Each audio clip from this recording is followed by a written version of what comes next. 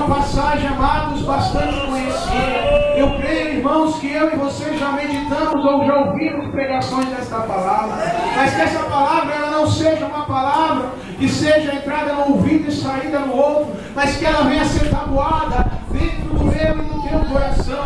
Porque haverá um dia, irmãos, que você necessitará de uma palavra. E essa palavra ela não vai vir, irmãos, da boca do teu irmão. Ela não vai vir da boca da tua irmã, mas ela virá da boca de Deus. E se você tem ouvido, ouça o que o Espírito diz à igreja.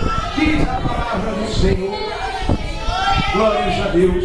Aleluia. Vamos falar nesta noite sobre uma aliança. Olha para a pessoa que está do teu lado e fala: você está pronto para fazer uma nova aliança com Deus nesta noite? Amém. Glórias a Deus. Vamos falar de uma aliança onde dois homens de Deus, a qual se amavam. Por que Davi e Jonatas se amavam? Porque haveria a comunhão entre dois homens de classes diferentes. Porque quem era Davi, filho de Jessé, pastor de ovelhas? Jonatas, príncipe, seria rei sobre Israel. Mas Jonas amava Davi como a si mesmo. Segundo diz a palavra do Senhor: amarás ao teu Deus sobre todas as tuas coisas, e o teu próximo como a ti mesmo. Irmãos, não demorou muito para Davi conhecer Jonas e Jonas conhecer Davi. Mas diz a palavra do Senhor que quando ambos se conheceram, algo aconteceu. Porque Davi amou a Jonas e a Jonas amou a Davi. Havia uma comunhão entre esses dois, tal antes não tinha sido vista ali sobre Israel, sobre dois homens como havia entre Jonas e Davi. Mas diz a palavra do Senhor que devido à desobediência de Saul, era necessário que ele viesse perder o seu reinado, pois Samuel já havia ungido Davi sobre rei, e queria que se cumprir a vontade de Deus.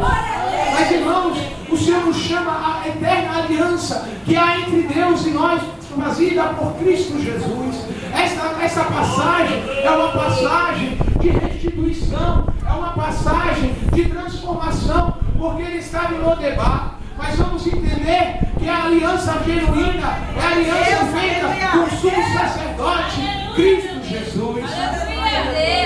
Irmãos, não demorou muito. Eu vou tentar o mais rápido possível, porque essa passagem é muito grande. Não demorou muito, irmãos, para Davi, glórias a Deus, para Saul procurar matar Davi. E Jonas estava sempre a proteger Davi, sempre estando dando livramentos a Davi. Deus usava Jonas para livrar Davi da morte. Mas diz a palavra do Senhor, irmãos, que não demorou muito para Saul se perder, para Davi constituir o seu exército. E quando Saul foi se consultar em Edom, a feiticeira de Edom profetizou a morte falsa, mas Deus já tinha decretado a morte de Saul. E diz a palavra do Senhor, irmãos, que não demorou muito. Saul morreu, e depois na guerra também morreu Jonas, seu filho, ao qual, glórias a Deus, foram a falar a Davi. Davi se entristeceu, diz a palavra do Senhor, porque Davi amava Saul. Apesar de Saul perseguir Davi, Davi ainda tinha carinho e misericórdia pela vida de Saul. E muito triste foi o coração de Davi pela perda de Saul. Mas nesta guerra, irmãos, Davi pensou que da família de Saul não sobraria ninguém, que não havia mais uma alma para que ele pudesse ajudar. E triste ficou o coração de Davi. E a palavra do Senhor que Davi enterrou Jonas, enterrou Saul. E depois Davi continuou, glórias a Deus, a reinar sobre Israel.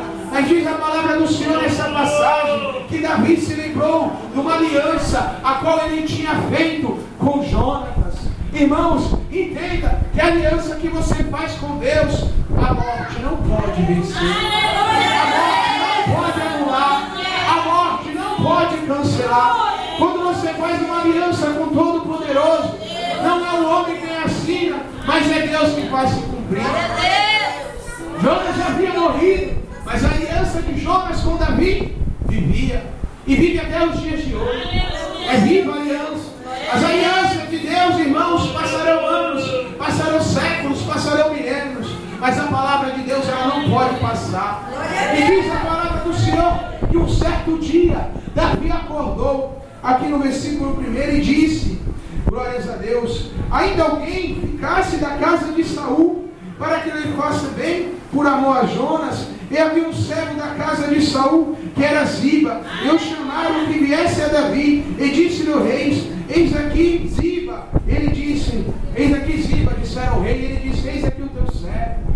Aleluia, Jesus. Quando chamaram Ziba, nós vamos entender o que é misericórdia com Davi. Aleluia, Jesus. Apesar de Davi ter sido rei sobre Israel, ele não destruiu nada da casa de Saul. Ele não destruiu os servos de Saul, que era algo de costume da época. Se eu reinasse sobre um rei, eu matava toda a sua família, eu matava todos os seus servos, eu matava todos os seus amigos, para que não sobrasse uma semente a me perseguir. Mas Davi era rico em misericórdia, porque ele sabia que a mão do Todo-Poderoso estava sobre a vida dele. Ele não tinha sido ele a qual tinha se colocado como rei, mas sim Deus o qual colocou naquele lugar. E quando Deus bota um homem ou uma mulher em um lugar, só ele pode tirar. Não há homem, não há mulher que pode tirar aquilo que Deus instituiu em mim, tua vida. Dê valor, irmãos. Dê valor àquilo que Deus te deu. Porque quando Ele te dá, irmãos, só Ele pode tomar. Você pode até entregar para Satanás, irmãos. Muitos têm feito isso. Não dão valor ao terno, não dão valor ao avental, não dão valor mais a nada dentro da igreja do Senhor. Lembra-te, igreja do Senhor, de Isaú, ao qual vendeu a sua primogenitura, aleluia, por um guisado, porque estava com fome. Não deu valor àquilo que Deus concedeu a ele, porque ele tinha sido o primeiro da família de Jacó, da família de Isaac. Glórias a Deus. Mas, irmãos, quantos têm sido desta maneira? Não tem dado valor às coisas que Deus coloca em tuas mãos. Cadê os aventais? Onde está a igreja com aventais? Onde estão os aventais das obreiras? Onde está a posição a qual Deus te colocou? Onde está o lugar onde tu colocou?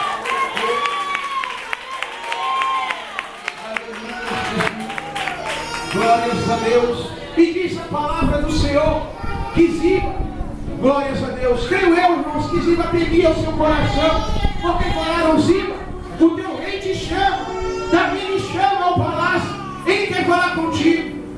E Ziba já não entendia porque ele não teria sido morto. Ziba já não entendia porque a sua casa não teria sido tomada, a sua família teria sido morta, porque era costume e tal. Mas Ziba foi ao encontro do rei. Quando Ziba chegou, Ziba falou que era servo de Davi. Mas ele não era servo de Davi, ele era servo da casa de Saul. Ele estava junto com Saul. Mas Davi pouco se importava para isso, porque Davi procurava notícia se ainda havia uma semente de Saul, para que ele pudesse ajudar por amor a Jonas, o seu irmão em Cristo Jesus. Porque Davi não amava o seu irmão em Cristo como um irmão carnal, ele amava mais. Ele chorava com Jonas, ele se entristecia com Jonas. Muito triste foi a morte de Jonas para Davi. Irmãos, cadê aquele irmão que você adorava, que você tinha comunhão, aquela irmã que você andava em outrora, evangelizava, orava nas casas, pregava, fazia a boa obra, a boa parte do Senhor? Mas pelo mundo se perdeu, irmãos, e hoje já não está mais na igreja. Mas diz a palavra do Senhor que aquele que está no mundo está morto. Aquela pessoa, irmãos, como Jonas estava morto. Deus quer que você venha lembrar do teu irmão. Não come, irmãos, na tua oração, no teu jejum, na visita ao lar. Quantos anos faz que aquele irmão desviou, que não foi um na casa dele, falar que o pai o chama de volta, ele é seu, e Deus comprou ele na cruz do Calvário, e foi um preço muito alto, irmãos, não foi barato. Irmãos, o mundo está aí fora, quem é sujo se suje mais, mas quem é santo se santifica mais. Não há tempo, irmãos, de negociar em dois pensamentos.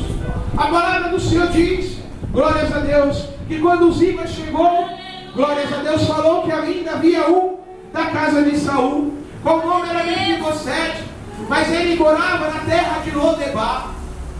Glórias a Deus. A qual morava na terra de um mendigo. Glórias a Deus. Passava necessidade.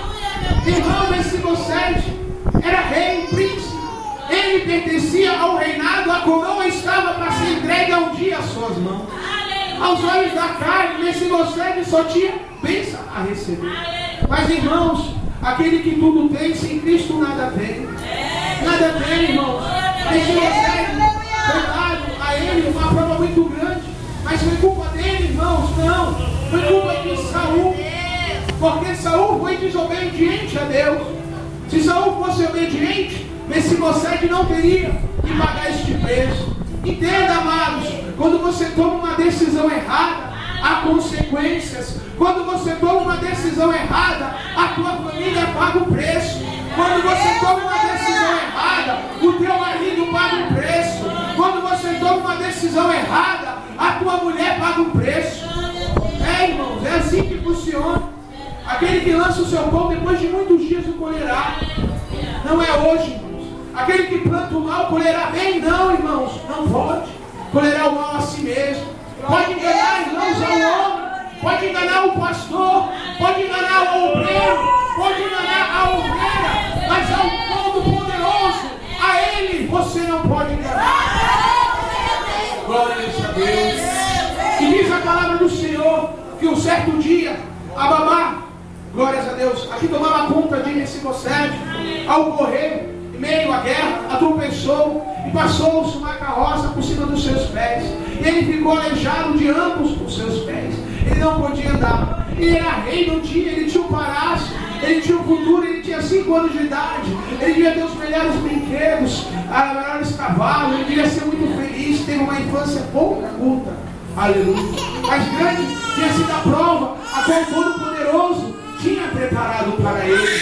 Porque, irmãos, o Deus que nós amamos é o Deus que nos prova. Por que Deus nos prova? Para que assim nós venhamos ser aprovados e sermos merecedor do seu reino. Deus, Ele nunca veio aqui a prometer bênção, casa, família, fazenda. Não, Ele veio prometer que no mundo terás aflição, mas tem de bom ânimo. Eu venci o mundo e vós também vencereis.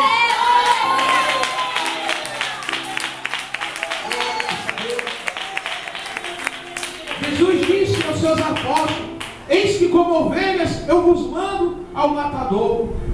Aleluia. Deus nos prometeu, irmão, luta. Ele nos prometeu luta. Em meu nome serás perseguido, caluniado, defamado, por amor a mim. Ele nos prometeu, irmãos. Mas nós vamos desanimar por isso? Jamais. Todavia, vamos fazer igual Paulo. Combati o bom combate, acabei a carreira e guardei a fé. Glória a Deus. Aleluia. O nome Mefibosete em hebraico quer dizer vergonha destruidora. Vergonha. Estava lá. Davi falava: será que existe ainda alguém da casa de Saul? E Ziba lhe respondia: ainda existe a vergonha da casa de Saul. Ainda existe a vergonha que está sobre a casa de Saul. Aquele homem, o qual é aleijado dos seus pés, ao qual ele é como um cachorro. Nenhum mal pode te fazer, ó rei. Ziba não foi defender Mefibosete. Quando todavia Ziba o atacou, falou que ele era como um cachorro. Aleluia. Não deu valor a Mefibosete. Mas, irmãos, talvez essa palavra fale com o teu coração no dia de hoje. Quantos talvez, irmão, acham que você é uma vergonha na tua família? Acha que você não é nada, por você não dá nada, nunca deu e nunca dará. Mas, irmãos, diz a palavra do Senhor: pode uma mãe esquecer da sua filha, mas eu nunca esquecerei dos meus.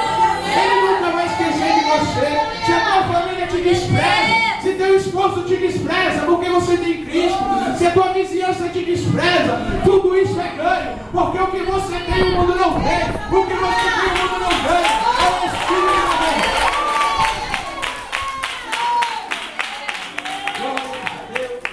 Deus. Estava Mefibosete naquela cidade, a qual, irmão, era uma cidade onde não tinha plantações, era uma cidade seca, era uma cidade de pobreza muito grande.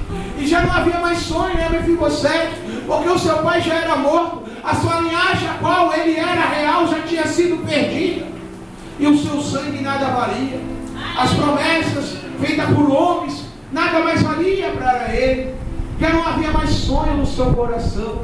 A tristeza tomara conta de si. Porque, irmãos, o homem pode te prometer algo.